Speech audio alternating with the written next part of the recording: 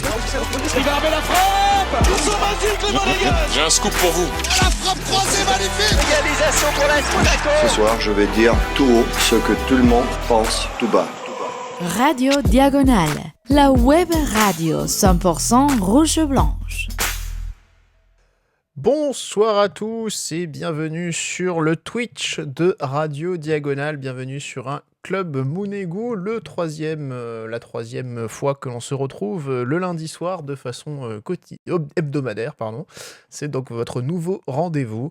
On est nombreux ce soir, on est 4 et on a même du revenant. On a alors Alessandro, un petit peu revenant quand même quelque part, hein, mine de rien. Quentin aussi, quand même, petit revenant, ce qui fera plaisir à notre ami Denis Pelout, qu'on embrasse évidemment sur YouTube. Et alors là, c'est même plus un revenant, c'est une résurrection. Voilà, il est sorti, il a fini de faire sa valise, et voilà, Pierre est là.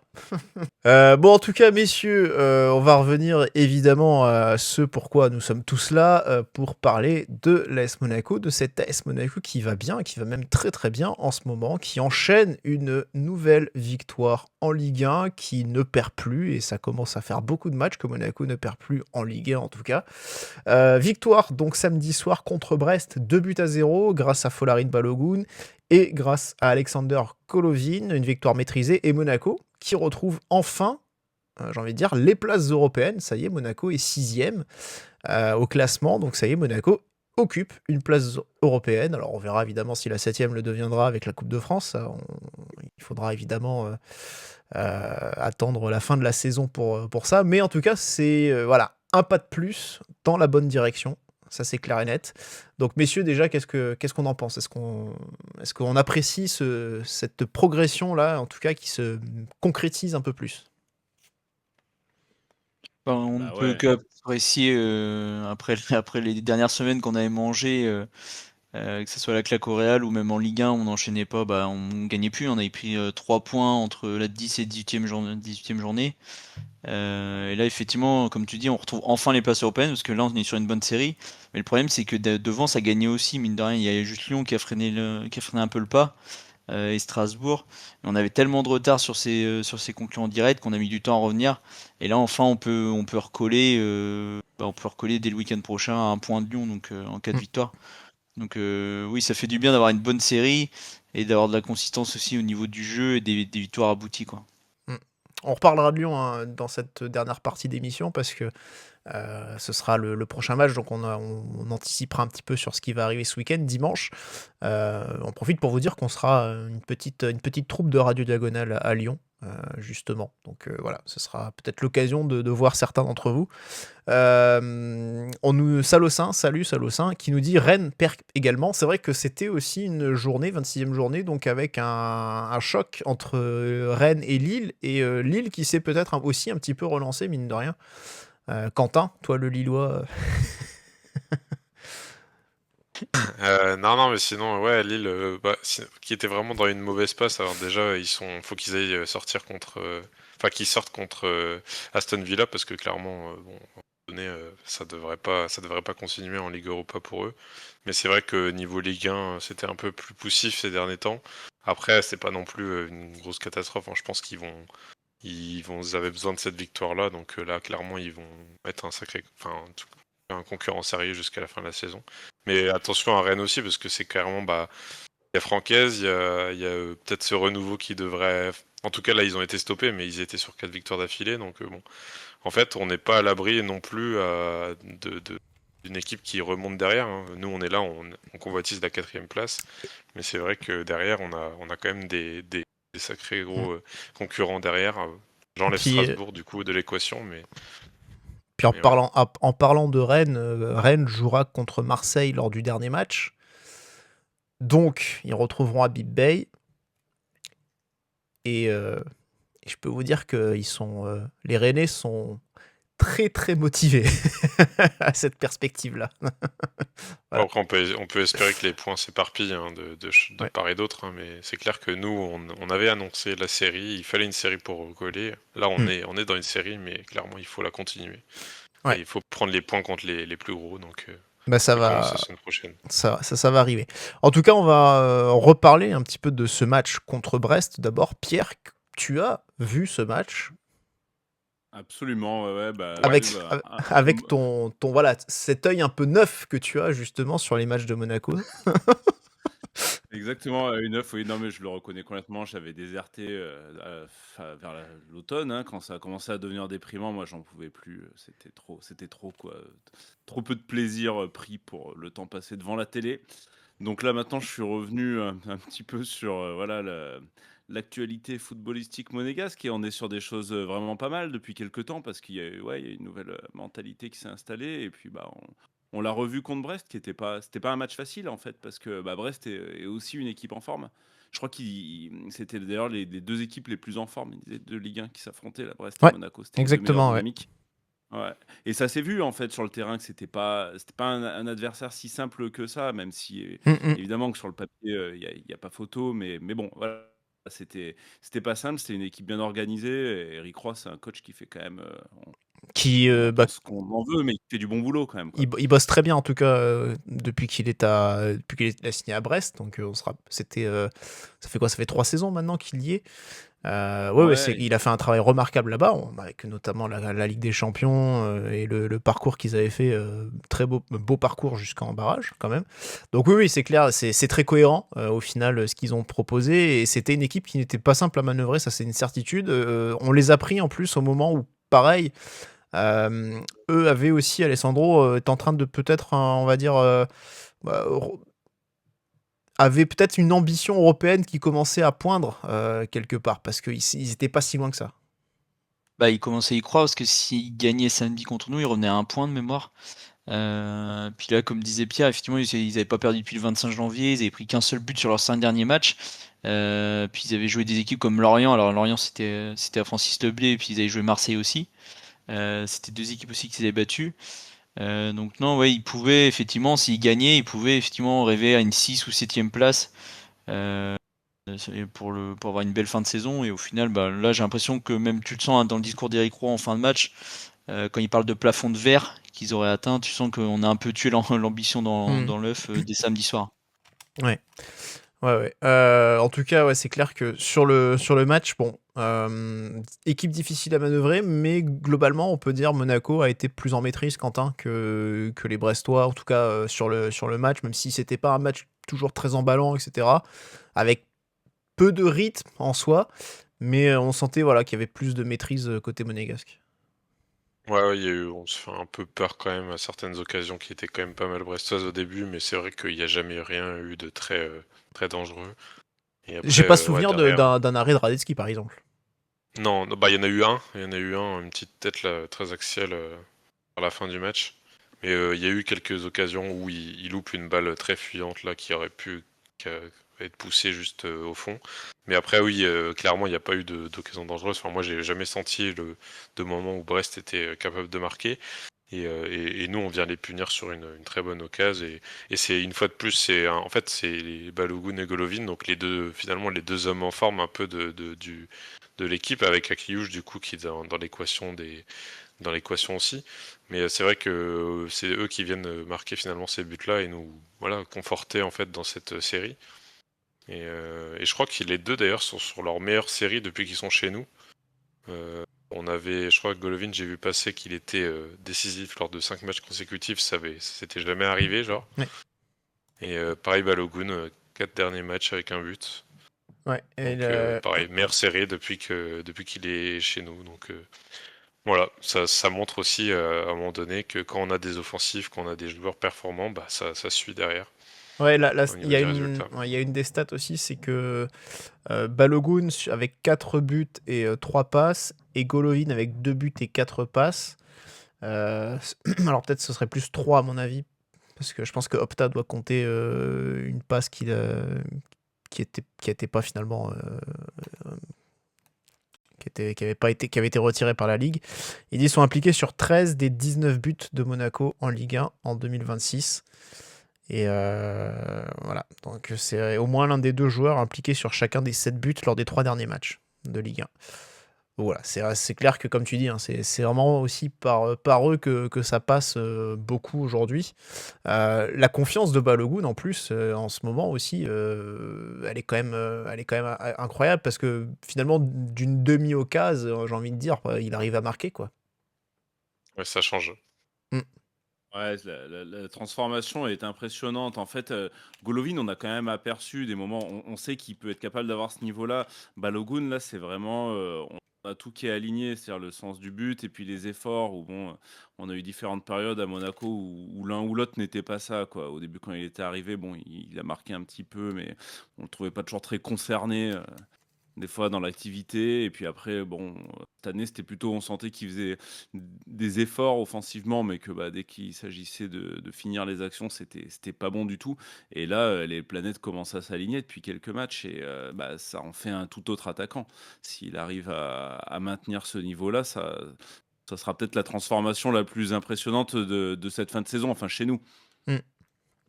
Bah, Oui, tu le non. vois sur le but, hein, il en parle aussi après au micro de Ligue 1 Plus de mémoire, où en fait sur l'action il se fait toucher par Chardonnay de mémoire, ou par un des défenseurs bassois, il se fait toucher au tibia, et tu sens qu'il commence à se laisser tomber, et en fait il dit que bah, il est tellement près du but et tellement en confiance qu'il préfère la taper, et je pense que heureusement, parce que sinon ça aurait passé pour simulation, parce qu'effectivement il se fait toucher dans la surface, et au ralenti on le voit qu'il commence à amplifier un peu la chute, mais au final il est tellement en confiance actuellement qu'il a même mauvais pied gauche, puis bah, elle part comme il faut, alors que effectivement il y a un an peut-être que celle-là elle part au-dessus ou coup d'air ou dans les bras de coup d'air Ah quoi. bah, ouais.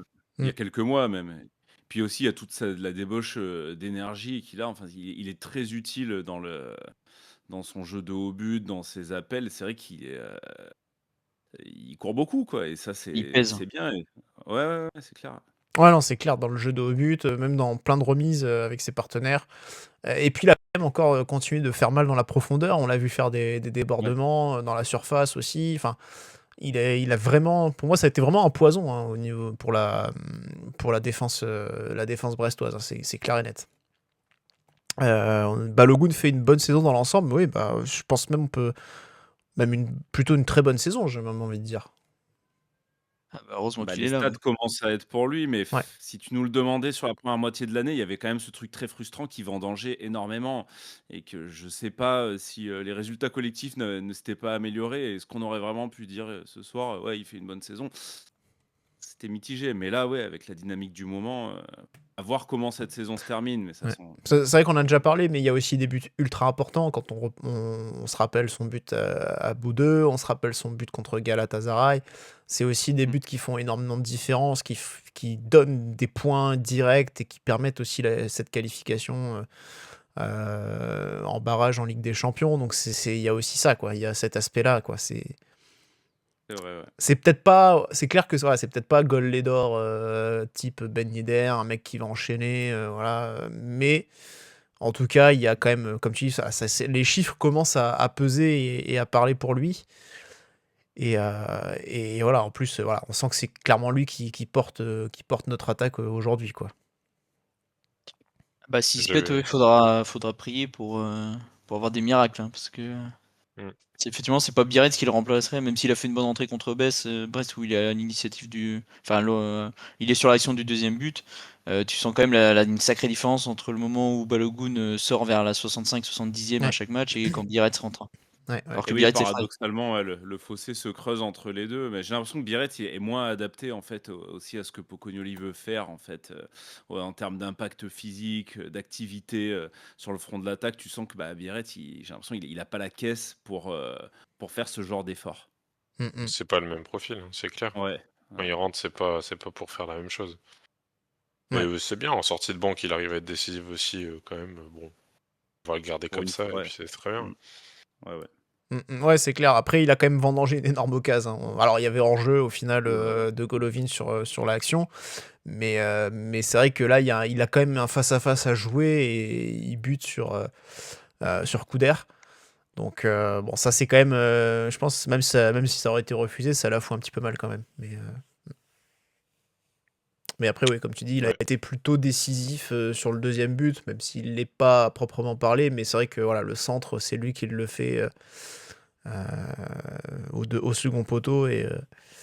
Et c'est vrai que voilà, mine de rien, il y a quand même une différence qui est faite, donc ça reste positif. Mais c'est clair que voilà, aujourd'hui, il est en train de se contenter des miettes. Ça, c'est une certitude, hein, parce que sa dernière titularisation, je sais même pas quand est-ce qu'elle remonte. Je pense que ça doit être peut-être au mois de janvier, j'imagine, non? À un moment, il mettait le duo d'attaque, ouais, mais dans la période où on était encore pas très bon, et ça lui arrivait de titulariser les deux en même temps, il me semble. Je crois que c'était courant janvier. Contre Strasbourg en coupe, Ah il oui, en était. coupe, oui. Oui, voilà, mais en Ouais. gros, ça donne aussi un peu, je pense, une idée du match et de l'idée, enfin de l'importance peut-être qu'on devait lui donner, c'est-à-dire peut-être pas une priorité haute, quoi. Mais la dernière titularisation, c'était contre Lorient. Ah. Le fameux. La dernière défaite, quoi, en point. Ligue 1. Ouais, c'est ça en fait. Ouais, bon. Lui, à l'inverse de Balogun, il fait une saison très décevante. C'est peut-être le joueur le plus décevant de la saison, Biret. Ouais, je pense, ouais.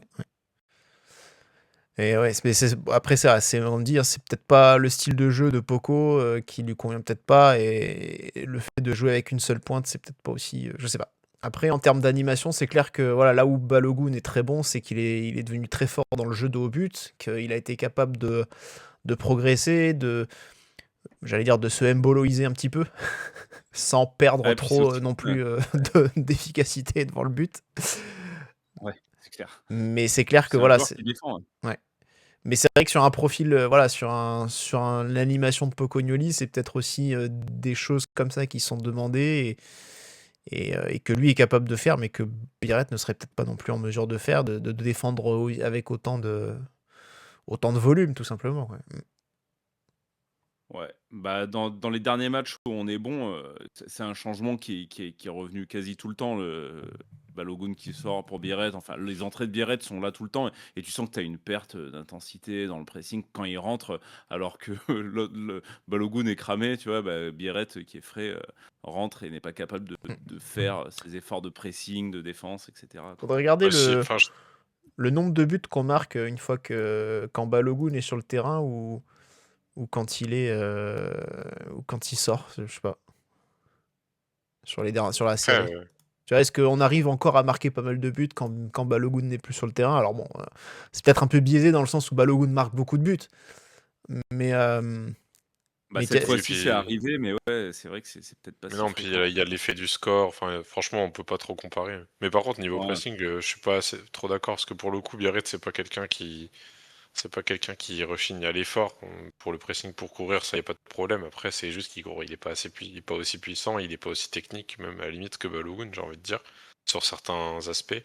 Notamment, le fait qu'il sait pas prendre une conduite de balle en courant à fond. Là, on l'a vu encore. Là où il fait sa passe D, il est quand même assez chanceux, il se fait rattraper très vite. Ouais, il court beaucoup moins vite, ouais, c'est certain. Et ouais, puis il a du mal.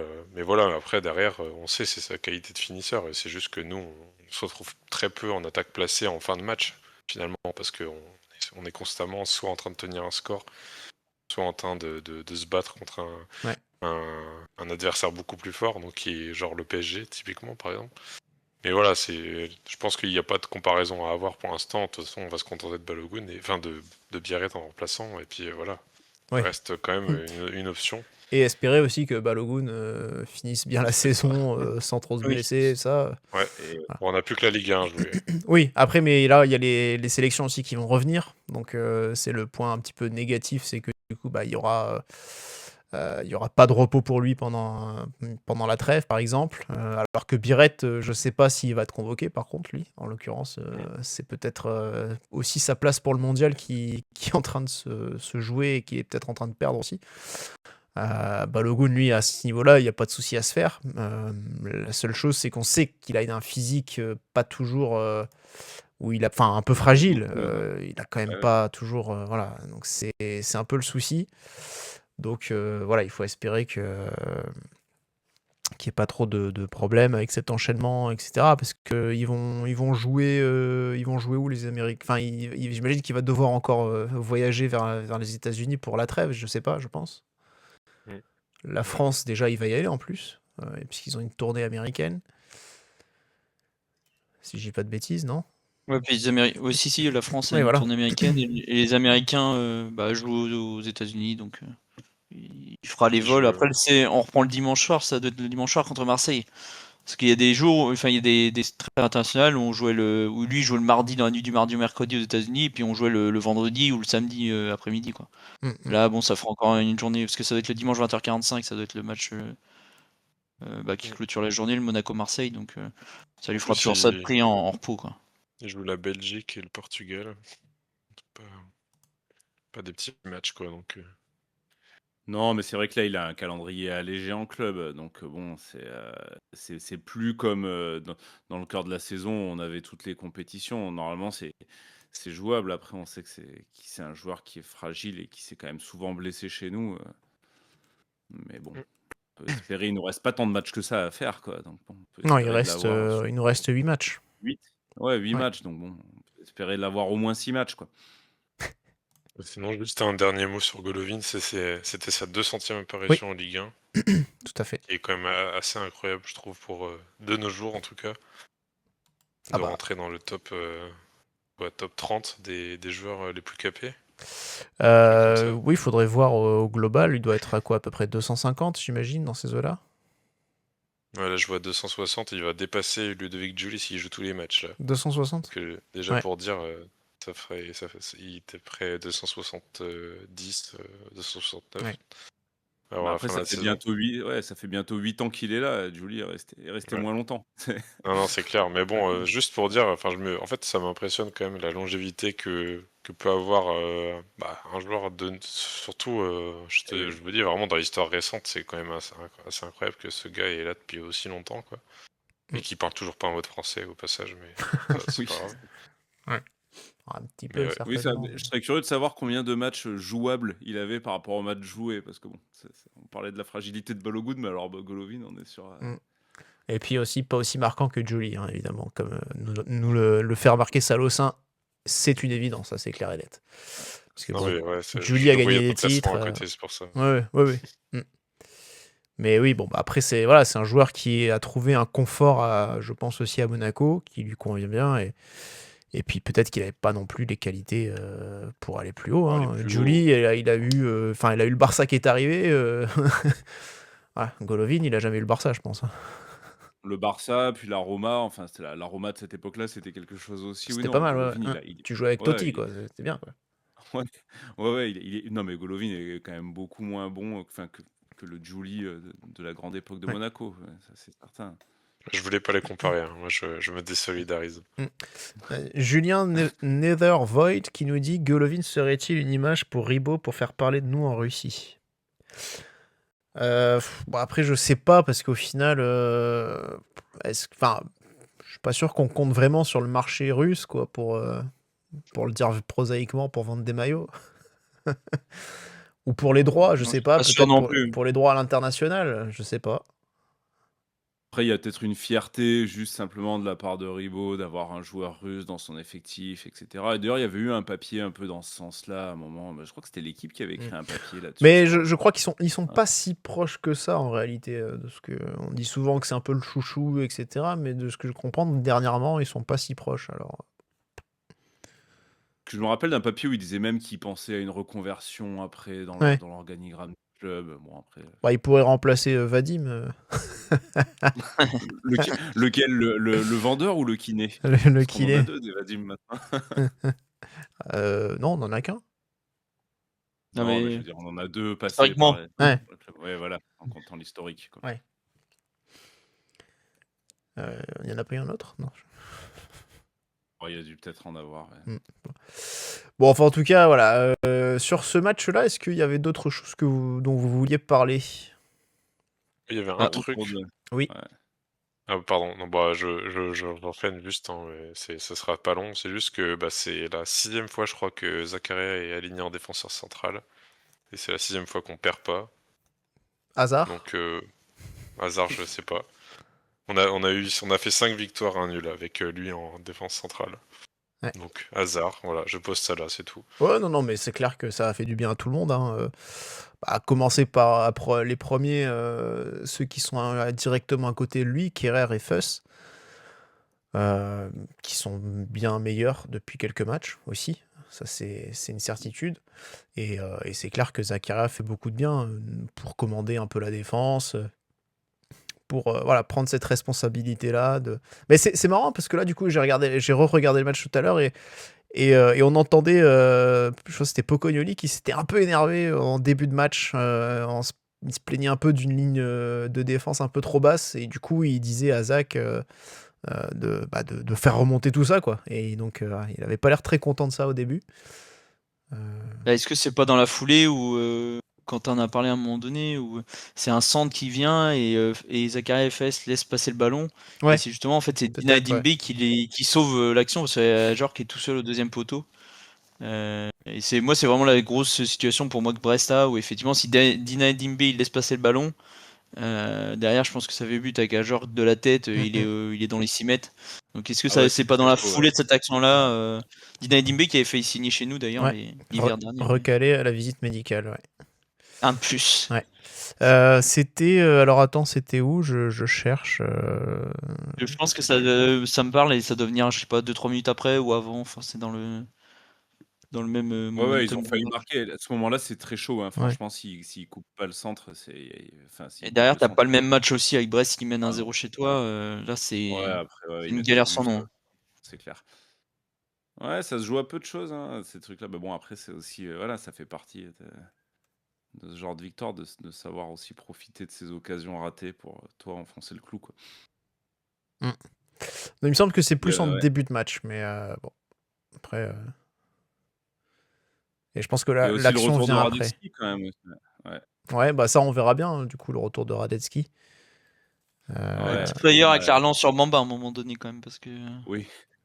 Celle-là, chanceux, ouais. Parce que autant que n'est pas son jeu au pied, bon, c'est pas le plus précis du monde, autant Radecki, t'as l'impression qu'il va mettre 15 ans à dégager, donc quand il met trop de temps, bah, à un moment donné, ça commence à se voir, quoi.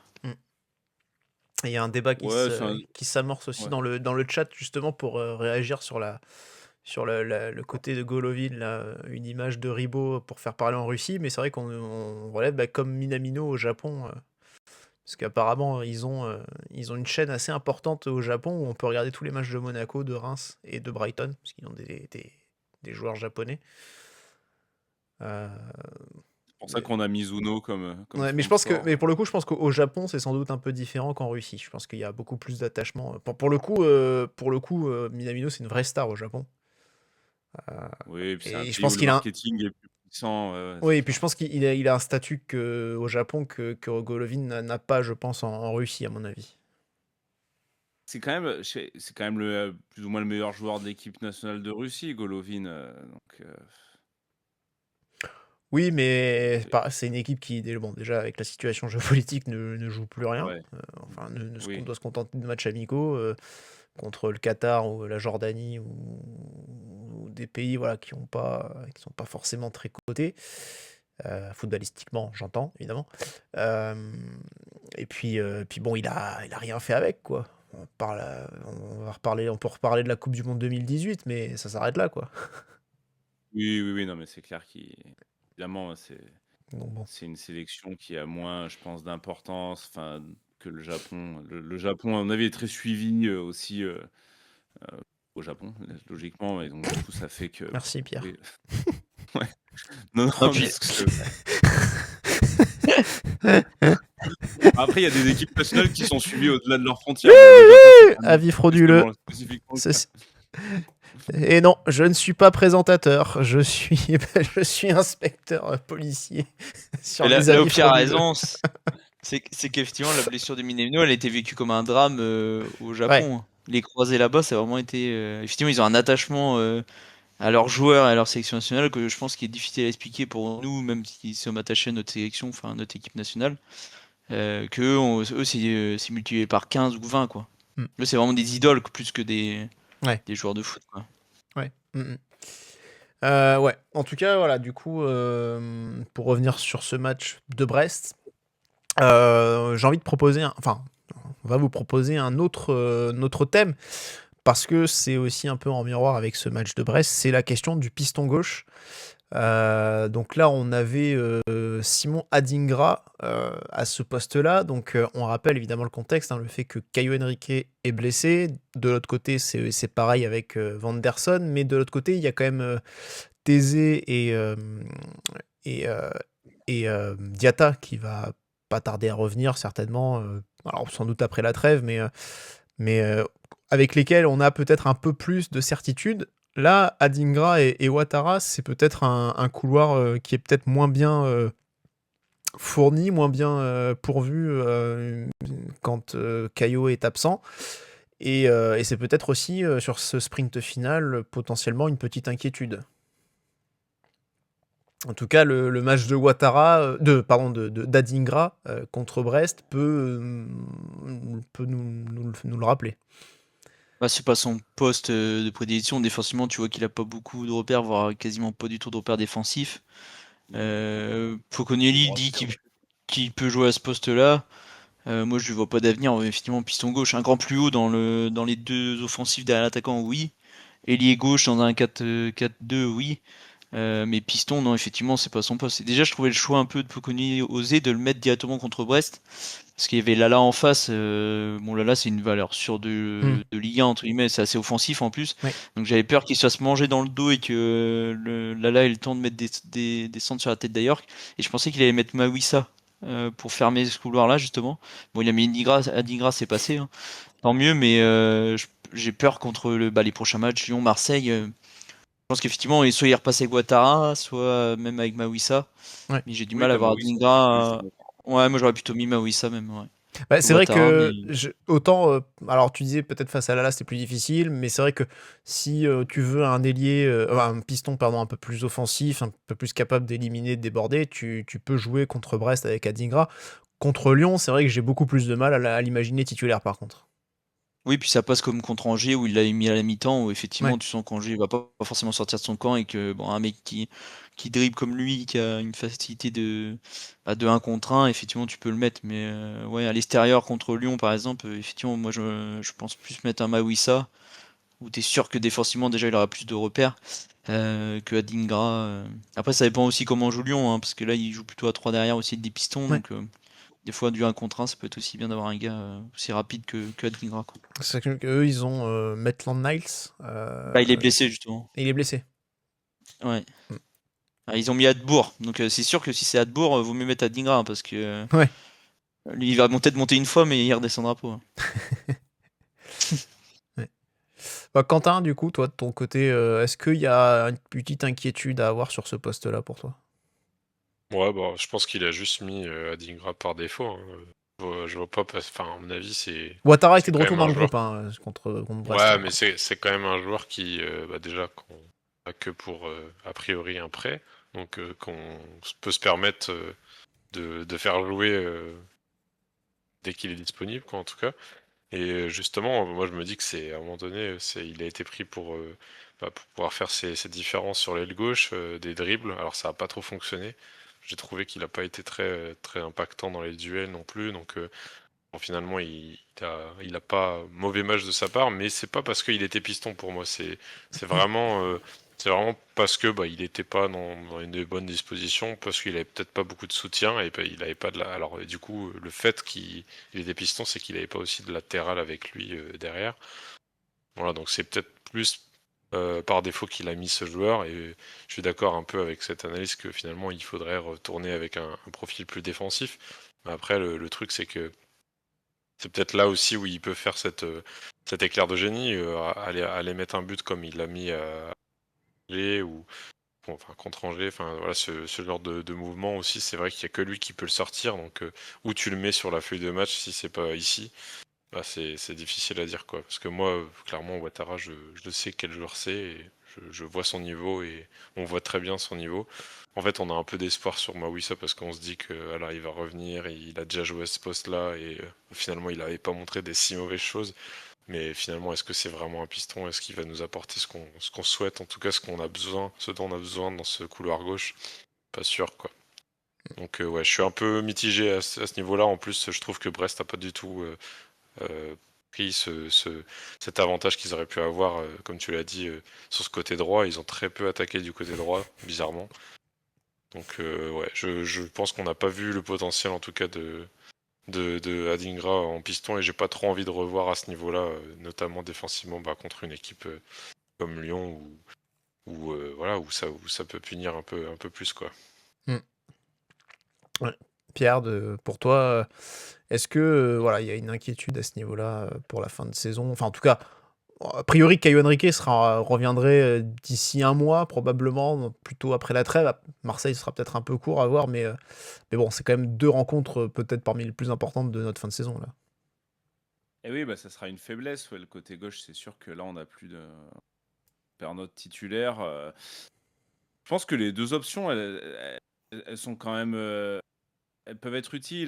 Dingra, il a pas un bon profil défensif, mais après, parfois, c'est bien aussi d'avoir cet ailier qui va créer un danger, qui permet en fait, enfin, qui ne permet pas à l'ailier de l'équipe d'en face de monter, etc. Donc, quand tu as peur d'être contre-attaqué facilement, tu montes moins. Donc, ça peut être utile dans certains matchs.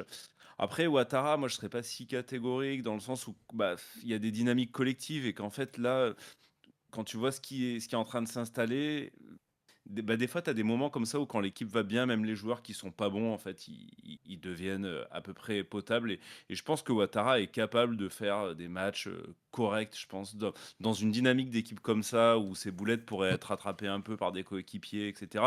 Il pourrait ne pas être si mauvais que ce qu'on a vu, en fait. Puis on se rappelle, Donc, quand Pocognoli arrive, il commence direct avec une défense à 3 et il met ouais, ouais. Caio axial gauche parce qu'il a pas de défenseurs centraux et Ouattara occupe le poste de latéral de piston gauche et ça se passe plutôt bien pour lui. Enfin, il fait des Ouais, ouais. performances plus Il fait des passes qu'honnêtes. décisives. Ouais, ouais, tout à fait. Donc, C'est je pas condamnerais comme pas. dans une défense à 4 quoi. Non, clairement pas, parce que là, c'est un rôle quand même très offensif, les pistons. Et à l'inverse, tu vois, Mawissa, oui, il avait dépanné quelques fois, mais c'est un joueur quand même que je vois moins, par contre, prendre son couloir que les deux autres, que Adingra et aussi que Ouattara, quoi, quand même. Tu vois. Ouais. Donc bon, après, voilà, Ah, c'est sûr, c'est t'as pas quand le même même trois profil, ouais. solutions, en fait. Non, bah, il est plus lourd aussi comme joueur. C'est pas du tout le même style de défenseur, quoi. Attention, grossophobie. Ah, on touche à un sujet sensible. Mais ouais, non, il faudra voir. Il faudra voir ce qui est. Mais c'est bien d'avoir. En fait, finalement, tu as quand même trois solutions. Dont moi, ce qui me gêne juste avec Adingra, c'est qu'il est droitier. Et du coup, bah, tu mets un joueur sur son mauvais pied dans des solutions défensives. Je trouve pas ça terrible. Mais bon. Ouais. En tout cas, ça débat un petit peu là avec Adrien qui est arrivé dans le chat, qui a fait une entrée remarquée en disant que le mec à droite c'était un gars d'OLTV. En tout cas, c'est un électeur de Jean-Michel Aulas. Est-ce qu'il va dévoiler le vote de dimanche? Mais Pas à Lyon. Mais en tout cas, c'est vrai que ça parle aussi de Fuss, de Wood Fuss, pardon, et qui fait plutôt de bonnes choses depuis son arrivée. Et c'est vrai que là aussi, hein, il y a quand même, dans ce système à 3, il y a aussi l'importance de l'axial qui est de ce côté-là. Donc en l'occurrence, notre Belge prêté par Leicester, Alessandro. Et c'est vrai que lui aussi, justement, il a peut-être aussi enfin en tout cas dans ce système-là, il peut peut-être aussi un peu mieux couvrir les montées d'un joueur un peu offensif. Oui, bah, tu l'as dit. Après, moi, j'étais pas convaincu quand il est arrivé de Leicester. J'étais même dégoûté qu'il vienne. Après, il faut dire que effectivement, pour le moment présent, ouais, il fait de bonnes perfs. Là, il a bien musé à York, mine de rien. Après, ses gros points forts, je trouve, moi, c'est dans le domaine aérien, où j'ai l'impression qu'il monte un peu tous les ballons, où il est tout le temps bien placé, je sais pas, mais en tout cas, il est tout le temps ouais, à la réception. Et puis de défendre en avançant, ça faisait longtemps qu'on n'avait pas eu un défenseur comme ça qui était hargneux, je trouve, au duel. Notamment sur le dernier but contre Angers, justement le but d'Adingra, c'est lui qui est à la base qui récupère un ballon au milieu de terrain dans les pieds de l'attaquant en juin, pareil en sortant fort sur lui. Donc après, bon, on en reparlera peut-être en fin de saison hein, pour savoir s'il faut lever l'option d'achat ou pas, qui doit être entre 6 et 8 millions. Pour l'instant, c'est vraiment un 50-50, je suis vraiment partagé.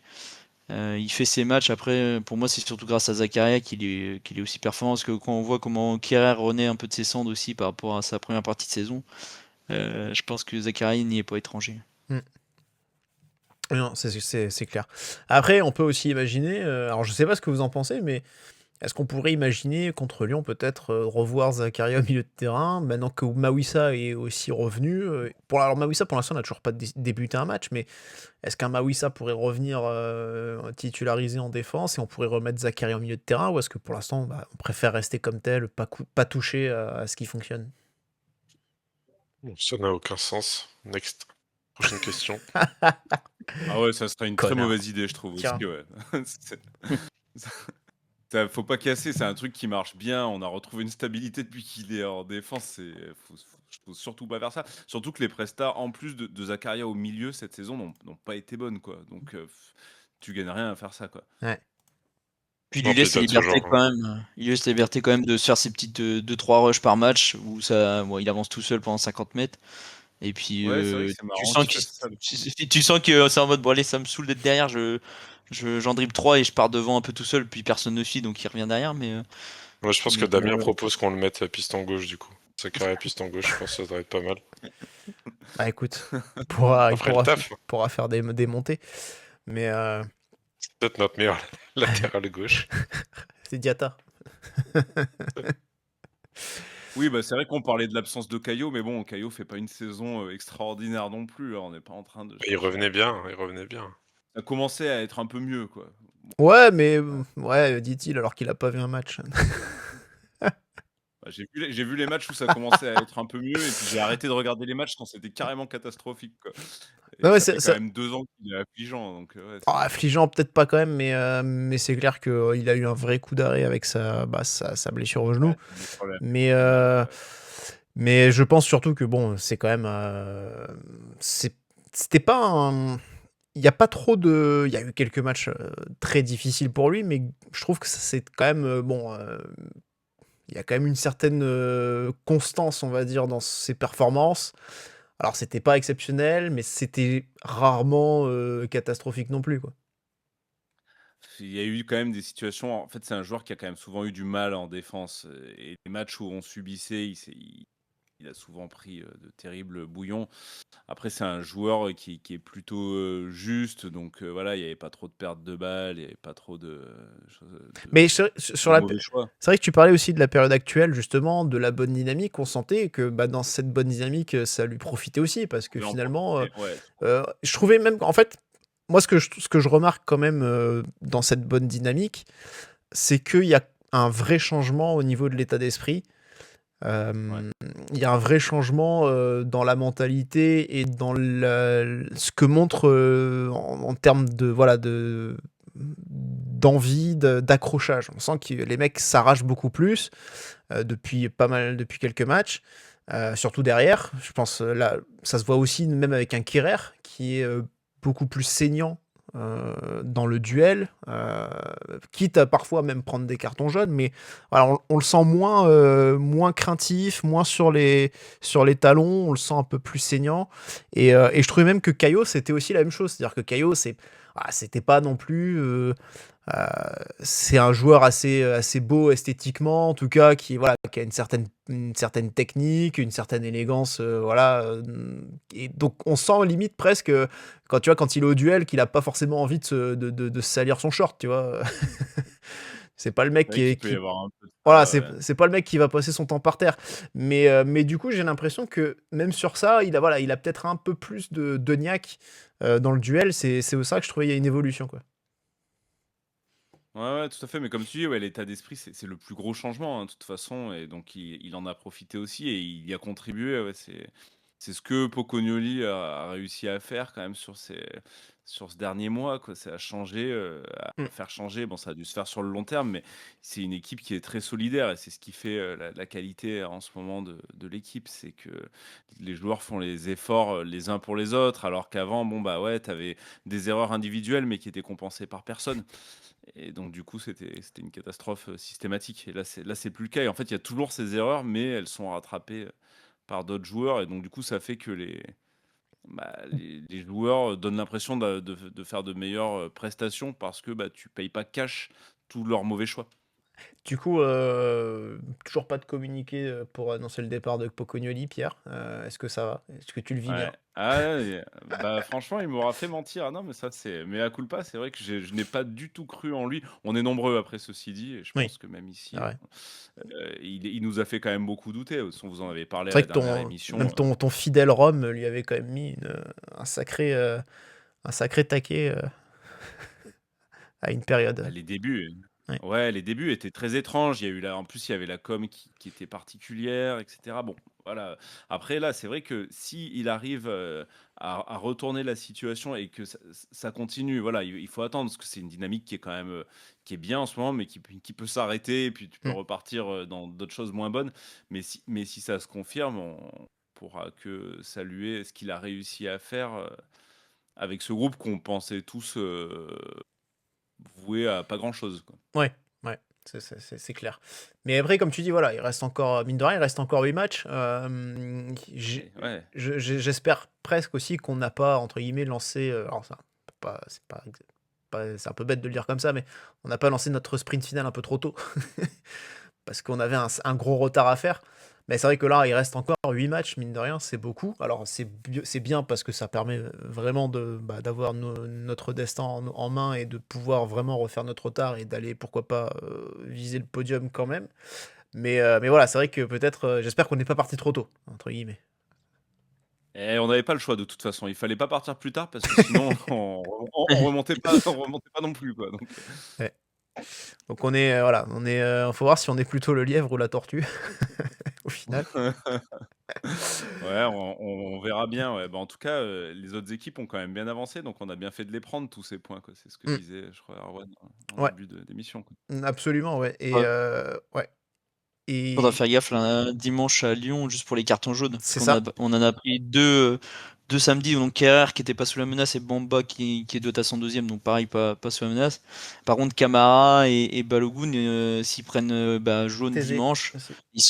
et Thésée, ils seront Ouais. suspendus contre Marseille parce qu'il y a la trêve internationale, donc ça sautera pas le match de Marseille, entre guillemets. En tout cas, voilà, c'est aussi l'occasion justement de se projeter sur la prochaine rencontre, à savoir le choc face à Lyon.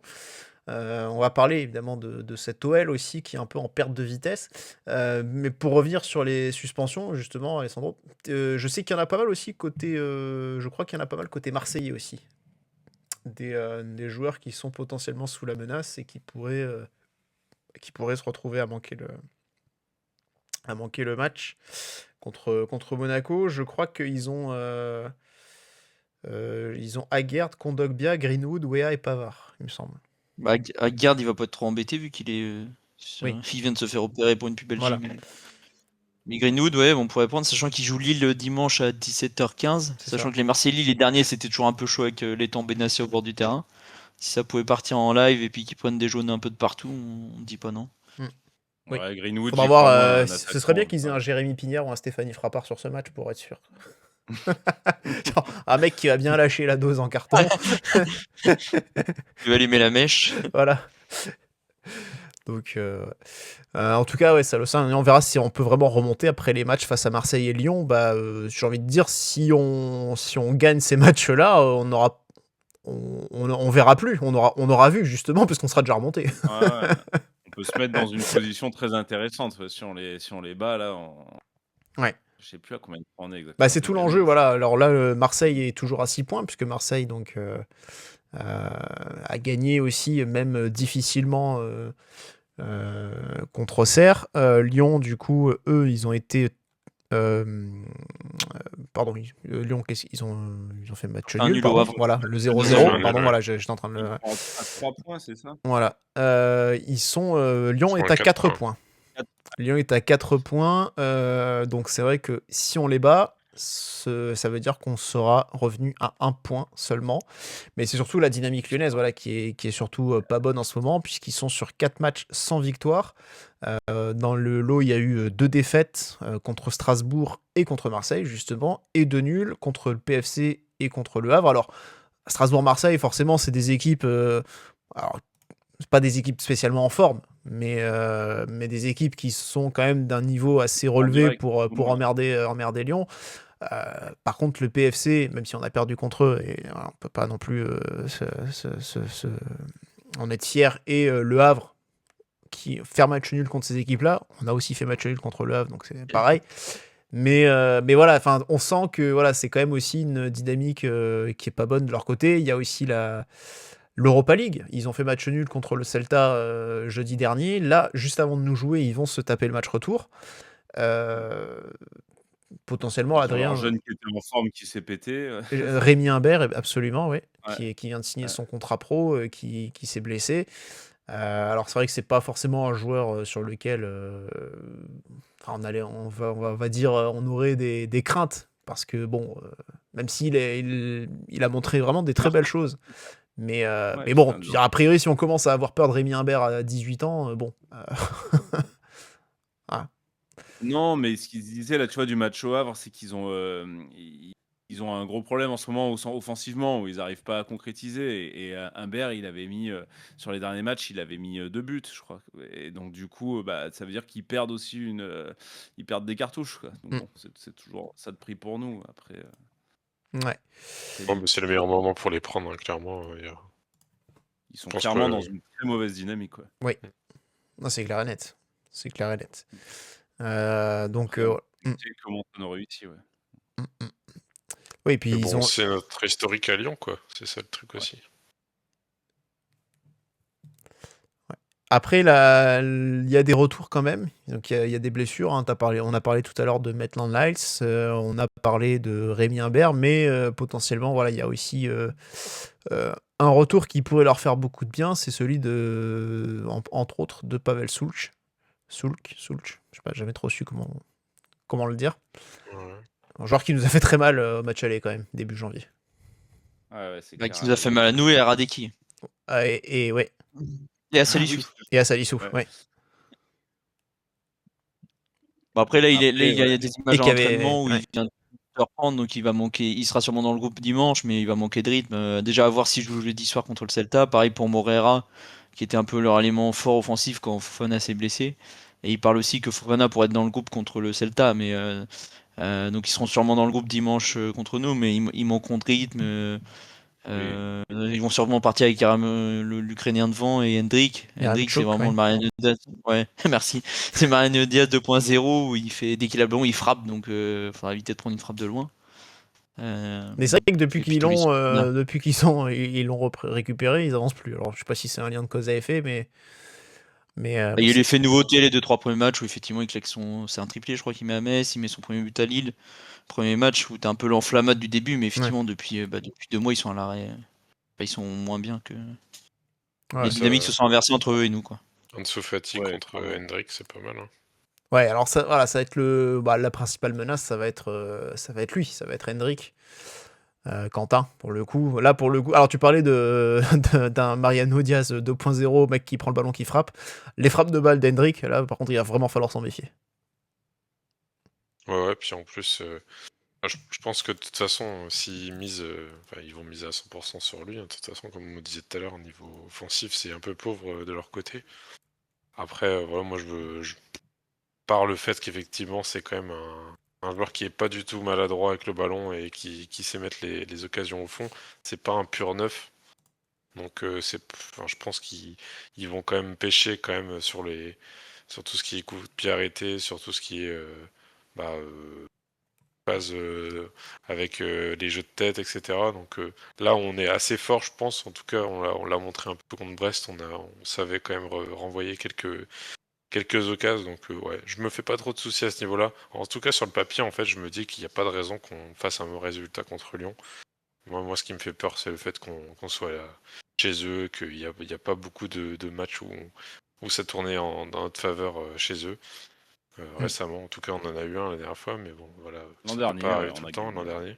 Ouais. Mais en plus, si Pierre est au stade, voilà, on sait ce qui peut se passer. Il peut se passer vraiment n'importe quoi. Dans les toilettes ou sur le terrain ? J'étais là pour la victoire. T'étais là aussi. Ah, et Rome n'y sera pas, donc c'est peut-être un... Ça sera un meilleur week-end. Ouais. Alors ça c'est une mauvaise nouvelle pour toutes les brasseries lyonnaises, par contre. Ah, ouais.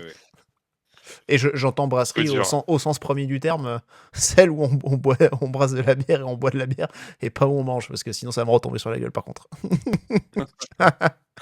Justement, dans ce sens-là, il y aura peut-être une bonne nouvelle pour les restaurateurs lyonnais. Pour les bouchons lyonnais, absolument. Je parlais Ah, ouais, du voilà. restaurant Le Mercière dans la rue éponyme. Un rendez-vous incontournable à chaque fois que je vais à Lyon. Je compte bien, d'ailleurs, puisque je resterai donc jusqu'au lundi, je compte bien y aller lundi midi. Voilà. Ok. Qu'ils nous écoutent, qu'ils fassent bien le plein, qu'ils remplissent la chambre froide. Exactement. En plus, il y aura la victoire de Olas à fêter, donc Ah oui, Ah c'est vrai. putain, c'est vrai que oui.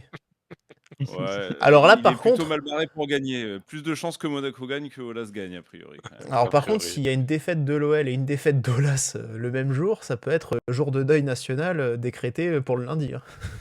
à Lyon. Ouais. Faut penser que, ouais, mais bon, si Olas a perdu, ça veut dire qu'il y a plus de la moitié des Lyonnais qui en voulaient pas. Donc ça sera. Skip, ouais. Merci de rappeler le suffrage. Ouais, voilà, il fallait. Ouais. Merci. Non, Ouais, c'est important de Et- rappeler les règles. Ouais. voilà.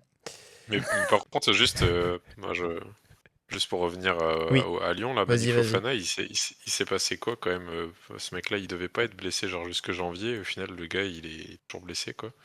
C'est quand C'est même vrai qu'on incroyable. connaît pas ça, nous, à Monaco, hein, ce genre de problème. Oui, Non, quand mais on a je dit sais pas, en date, fait, elle vient de faire la même date. il misait tout sur ça. En fait, moi, je voyais Lyon, je me dis, il voyait performer au début de la saison et tout, et d'un coup, c'est ah là, coup dur, Malik Fofana se blesse, machin. Bon, bah, ok, on sait que c'est un crack, ce mec. Enfin, c'est clairement un des gars qui pourrait leur sauver la saison. Et derrière, là, le fait qu'il soit pas là, j'ai l'impression qu'ils en payent quand même. Enfin, moi, c'est le seul joueur où j'aurais eu peur, là, clairement. Surtout nos défenses, quoi. Mais bon, après, là, on va. Ah, faut vraiment on Fofana, prend. il pensait que c'était février, D'accord. soi-disant, le retour. Mais oui, c'est vrai qu'ils reviennent pas finalement. Donc je sais pas. Noama aussi, pareil. Ça. Ils ont des problèmes de staff médical. Si Peut-être. on peut leur filer nos médecins, peut-être. Peut-être qu'ils ont leur Vadim, à eux, on sait pas. Mais ouais. Le Vadim américain. Ouais. Après, ils ont eu de la chance, c'est que Soulk et Morea ont pris le relais un peu. Oui. C'était pas des mecs qui étaient prévus être leaders de leur attaque, et au final, ils ont pris le relais. Tu sais pas trop comment, parce que Morea il sort du Sporting pour 2 millions, Soulk qui vient de République Tchèque, de Pelzen. De C'est mémoire. clair. Ouais. Donc ils ont eu de la chance là-dessus. Bon, là, il y a les deux qui se pètent. À un moment donné, il fallait bien que ça craque aussi de leur côté. Comme nous, quand on a eu plein de blessés, tu peux pas tenir un rythme effréné si t'as autant de blessés. Ouais, puis Et ils font puis- ça en Europa, et ils sont premiers en Europa. Enfin, je sais pas comment ils font, quoi. Vraiment, c'est. Bah, ça leur bouffe de l'énergie. Hein. Niakate, après le PFC, il disait que ça commence à tirer. Hein. Lui qui doit jouer, je pense, quasiment tous les matchs derrière. S'ils ont même mis Tesman aussi, qui est plutôt un milieu, pour faire souffler Mata ou Mata qui était suspendu hier. Et d'ailleurs, ça fait 10 ans, jour pour jour, qu'on avait gagné à Gerland avec les buts hors jeu de Berbatov. Ils ont Oui. mis la. Ah. 10 ans jour pour jour. Il y avait pas hors-jeu. Tu revois encore Pas du la tout. photo où Moi, où Berbatov fait 3 mètres devant Bedimo. Ceux qui voient leur jeu ne on- connaissent pas le football. Moi, pour moi, on voit pas le départ du ballon. Pour moi, je vois pas leur jeu. Sur lequel? Sur le premier, le deuxième ou le troisième? Oh, sur les trois, t'inquiète.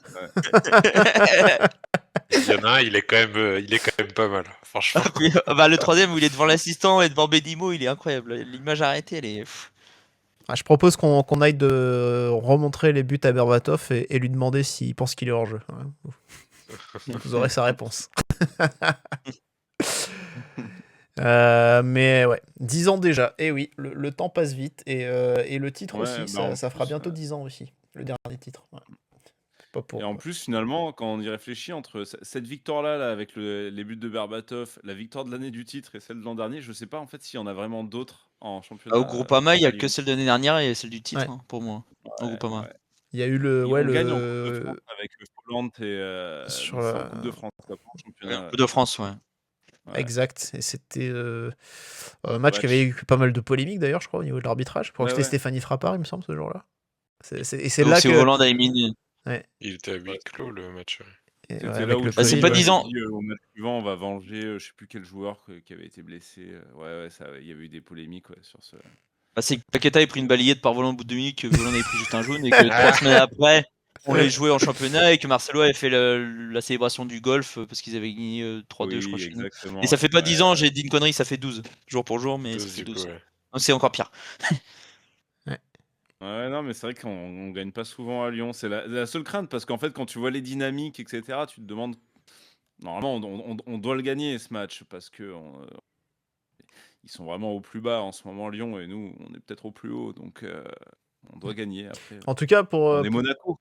pour rappeler un peu, enfin pour préciser un peu les absents qu'ils avaient là contre Le Havre, donc il y avait Morera, Humbert, Fofana, Kluivert, Maitland-Niles, Mata, Nuama et Soulch. Donc ils vont peut-être récupérer Morera, ils vont peut-être récupérer Kluivert aussi normalement, Soulch aussi. Mata était suspendu, donc ils vont le Mata récupérer voilà, aussi. suspendu, donc voilà. Mais bon, c'est vrai que ouais, c'est aussi une équipe pareille, hein, qui accuse le coup, et comme on l'a nous aussi accusé à un moment donné, parce que bah, c'est des joueurs qui enchaînent, qui tournent pas. Ils ont encore Tolisso, heureusement. Et Ils auront pas Morton par contre. Et ils n'auront pas Morton, absolument. Il faut le rappeler, ils n'ont pas Morton qui sera suspendu. Et on va revoir Rachid Ghezal. Quel plaisir. Ah bah alors là, on va espérer qu'il reste calme cette fois, par contre, hein, parce que la dernière fois que il a signé chez nous. Hein. Oui, c'est vrai. Ah bah oui. Jardim, il s'est dit, oh là, moi, je veux ce joueur. Pareil, C'était la période où quand un joueur était bon contre nous, on le faisait signer. Ouais. On avait fait On ça a vu avec Ghezal et Diakabi. Ouais. Sombre époque. Ouais, on en a vécu des plus sombres. Il y a KLTV qui dit si Tolisso ne simule pas comme au Chalet, ça devrait le faire. Alors le carton jaune que Camara va prendre parce que Tolisso va se plier en deux et Camara sera suspendu contre Marseille, je pense qu'on peut mettre notre barrique dessus, il va tomber. Camara, il a un poste en plus où tu prends facilement des cartons. Autant Balogun, je me dis voilà, il est dans la faut zone qu'il de fasse Tolisso. son et c'est bon. Pour ma part, petite inquiétude sur Camara, je pense, sur ce match. Oui. Autant Après, en bon, même temps, Thésée, mais Balogun, je pense pas. Ça va, je pense qu'il peut faire gaffe sur ça, mais Camara, je pense que ça. Surtout qu'en plus, ouais, c'est un gamin qui a encore des accès, un peu de nervosité pendant les matchs et tout, on le voit. Et c'est vrai que face aux Lyonnais qui sont pas qui sont assez vicieux quand même sur un terrain. Voilà, je pense que c'est quelqu'un qui peut tomber dans le piège. Ouais, puis il y a un poste aussi où tu fais quand même des fois des fautes tactiques où voilà, au bout de la deuxième ou de la troisième, tu vas prendre un jaune. Ouais, quand t'es à son poste, c'est quand même fréquent de prendre des jaunes et des fois c'est pas forcément une bêtise quoi. Tu fais bien de le prendre parce que tu coupes des situations dangereuses, donc bien. Balogun a pris un jaune à l'aller, hein, le Lyon. C'était juste après que Koulibaly fasse une technique d'art martial là. J'ai vu ce carton. C'est vrai. Le carton génial, ouais, c'est vrai que j'avais oublié ça. Bah, Camara est pris rouge l'année dernière, le double jaune il Frappa où il met du temps à tirer. Ah ouais, putain, oui, complètement con, ouais, c'est en plus. Bah, on en revient à Frappa. Qui nous arbitre là Je sais pas si c'est tombé, je pense que ça va peut-être tomber demain, je pense, j'imagine. C'est le mardi. Ouais. Regardez quand même. Ouais. On va décaler, je pense, l'émission le mardi alors. D'ailleurs, ça faisait. On fait un live on fait un live réaction à la désignation de l'arbitre si vous êtes chaud. C'était quoi, Erwan? On t'a coupé. Depuis 2021, on n'avait pas gagné sous Pignard. Et c'était déjà Monaco-Brest. Ah oui, exact. C'était 2-0 aussi, non? Ou 2-1? 2-1, je crois. 2-1. Ouais. Mais oui, c'est vrai qu'on n'avait plus gagné sous Pignard depuis un long moment. C'est François Le Texier, du coup. François Le Texier au sifflet. Ok. Ah, à Lyon. Ouais. Bon, sur notre dernier match, il avait été bon, lui. Ouais, on a déjà les nominations du coup. Ouais, c'est François Le Texier, ouais. Il devait le mettre le lundi soir. Ah ok, bon bah très bien. Impec. Ouais, ça va.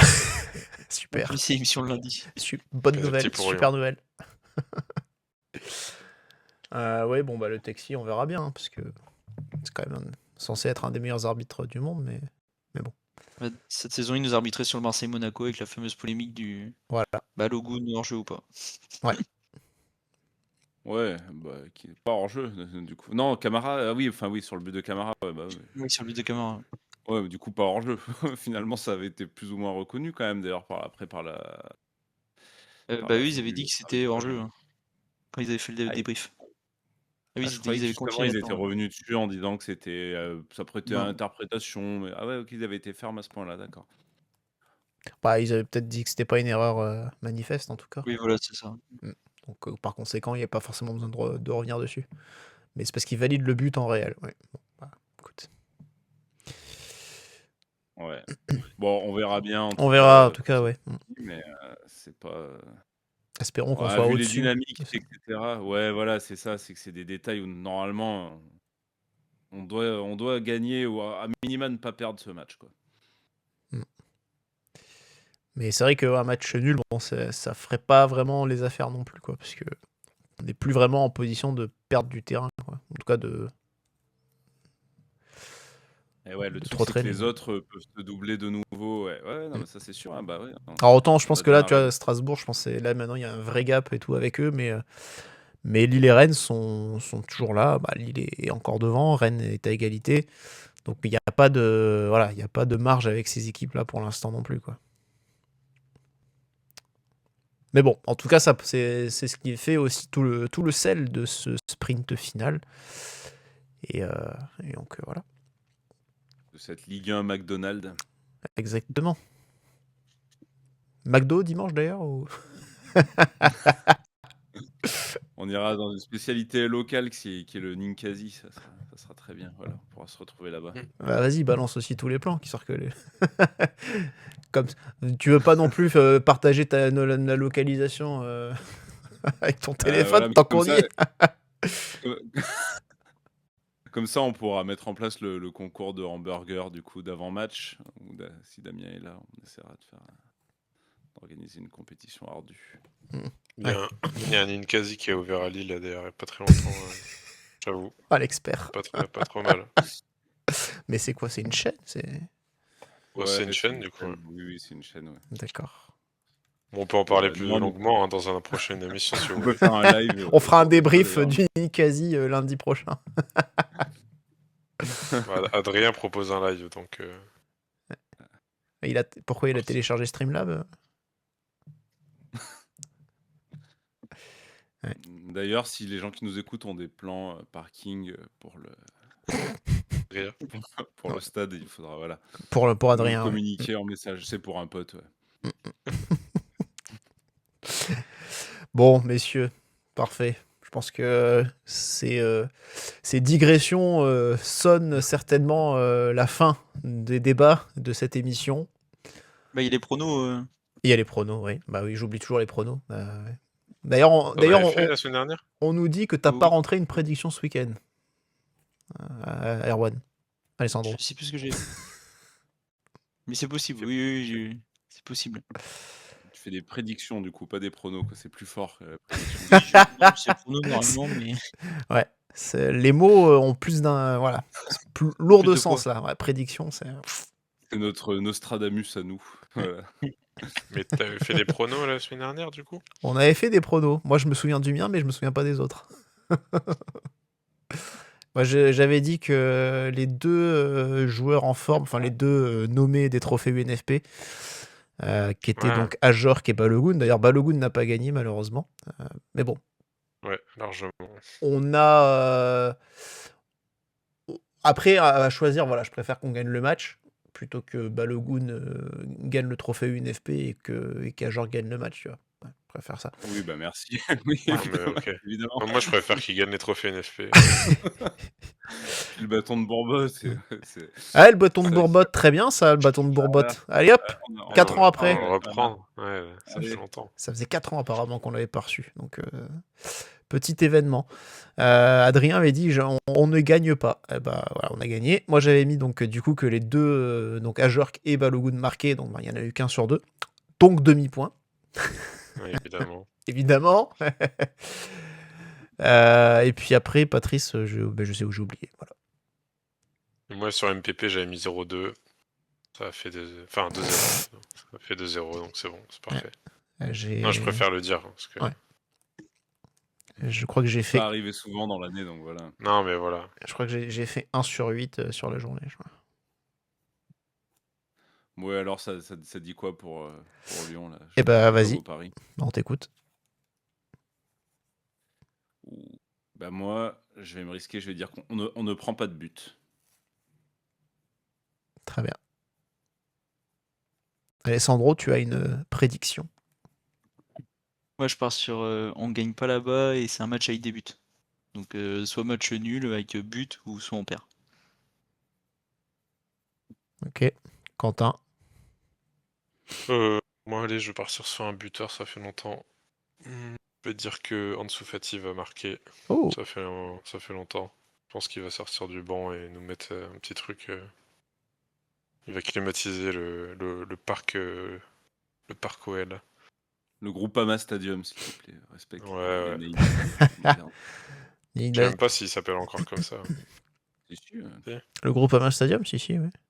Ils ont réussi à re-signer le contrat à l'arrache, mais Ah, ok. C'est Bordeaux qui a perdu son Je sais pas, vous naming, dites par contre. Décathlon Arena, vous, pour le stade Pierre-Mauroy? Pierre Mauroy des Contelans Arena. Il y a les deux. Ouais, Voilà. c'est terrible. Ouais. Quand le naming de Louis II. Le Rolex Louis II. Aroca, Louis II. Ça te plairait, ça? Bah, en plus, pour le coup, ça a du sens en monégasque. Oui, c'est vrai. Mais ouais. T'as eu le temps de réfléchir. Absolument. Et mon prono, c'est que je vois bien un but d'un défenseur.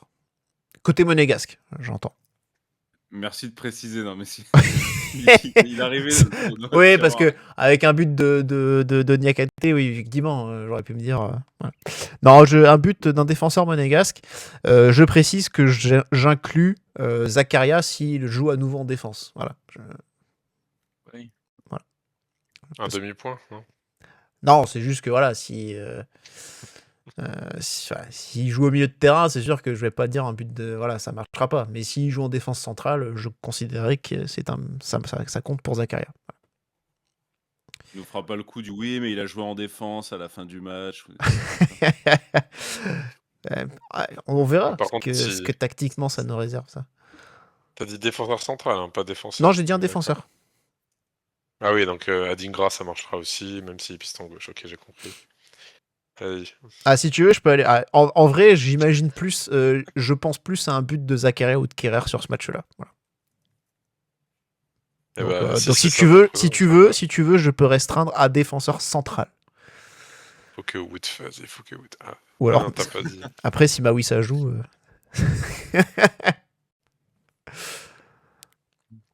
J'ai pas dit Fuss, mais non, mais c'est vrai que j'aurais tendance à voir un but d'un des deux. Voilà. Ils avaient pas marqué d'ailleurs l'an dernier, Alessandro, notre encyclopédie. C'était Camara Non, c'était Ben Seghir et Camara qui avaient marqué. Ah, Ben Seghir et Camara. Ouais, exact. Ouais. Il se souvient de tout. On avait déjà pas pris de but là-bas, ouais. Ben Seghir avait fait la célébration du golf, donc tout le monde pensait que c'était pour Chambly Lyonnais. En fait, c'était juste un délire avec son kiné. Ah oui, exact. Ouais. On dit quand même, faut préciser pour Kerrer si c'est but pour Monaco ou pour Lyon. Ah oui, merci, oui. Pour Monaco, évidemment. Bien fait de préciser. Mais non, je suis pas contre extra point si c'est quand même un CSC.